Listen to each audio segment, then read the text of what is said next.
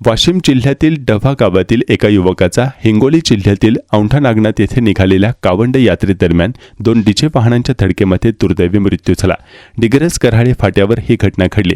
कावड यात्रेत सहभागी असलेल्या 2 डीजे वाहनांची जोरदार धडक झाली। या अपघातात डव्हा येथील रहिवासी सोमनाथ भानवत गंभीर जखमी झाले होते। त्यांना उपचारासाठी रुग्णालयात दाखल करण्यात आले, मात्र उपचारादरम्यान त्यांचा मृत्यू झाला।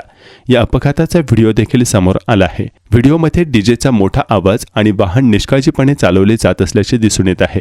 विदर्भातील मोठ्या संख्येने भाविक कावड यात्रेसाठी औंढा नागनाथ येथे दाखल होतात।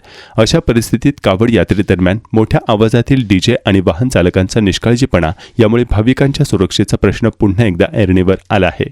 या घटनेनंतर कावड यात्रेतील डीजे वाहनांची सुरक्षा तसेच वाहतूक नियमांचे पालन याबाबत प्रशासनाच्या भूमिकेवरही प्रश्नचिन्ह उपस्थित केले जात आहे।